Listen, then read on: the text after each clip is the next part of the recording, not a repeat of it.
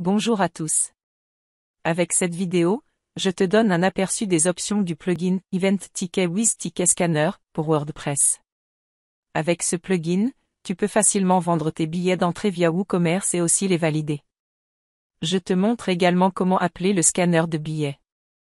Pour appeler le scanner de billets ou régler les options, nous devons aller dans l'administration des billets d'événements. Dans la partie supérieure, nous voyons 3 boutons. Sous le premier bouton, tu trouveras des informations si tu as besoin d'aide de notre part. Le bouton au milieu avec l'inscription « Ticket Scanner » ouvre une nouvelle fenêtre de navigation avec le scanner de tickets. Les options sont accessibles via le dernier bouton « Options ». Si tu as également installé le plugin Premium, le premier champ est destiné à ton numéro de série. Ensuite viennent les options proprement dites pour contrôler le plugin.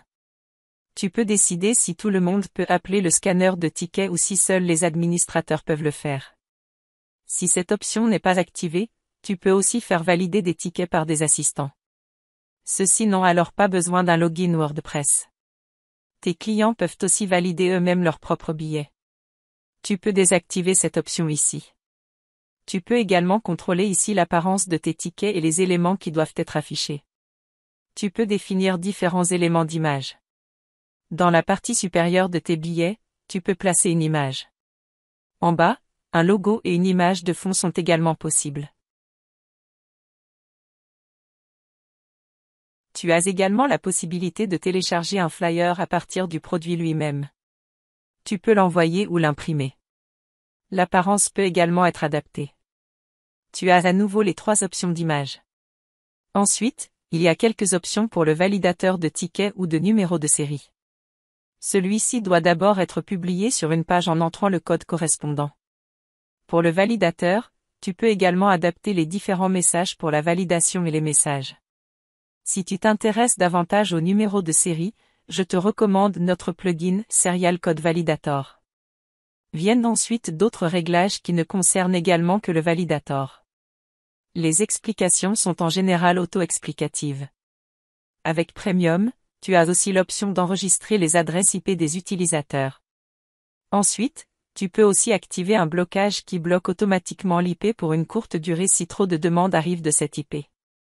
Tu as également la possibilité de faire appel à des services web lorsque certaines actions ont été effectuées. Vient ensuite l'option pour la construction du numéro de ticket. Si tu ne choisis rien, un numéro à 9 chiffres est toujours généré. Ici, tu peux saisir globalement le format que tu souhaites. Tu peux aussi remplacer le format de manière ciblée dans le produit lui-même. Si tu souhaites autoriser les ventes de billets uniquement avec un numéro de série ou un code, tu peux le définir dans le produit lui-même et adapter ici les textes et le comportement. Tu as également la possibilité d'afficher à tes clients, à l'aide d'un shortcode, les billets et les codes achetés et attribués. Ce qui ne joue pas un rôle aussi important pour les billets eux-mêmes, c'est l'option Premium, expiration. Mais pour les codes nécessaires à l'achat de billets d'entrée, c'est très intéressant.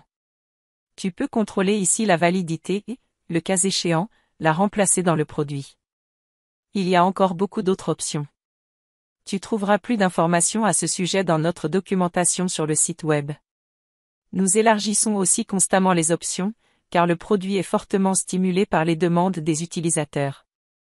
Je vous souhaite beaucoup de succès avec le plugin Event Ticket with Ticket Scanner pour votre prochaine fête ou événement.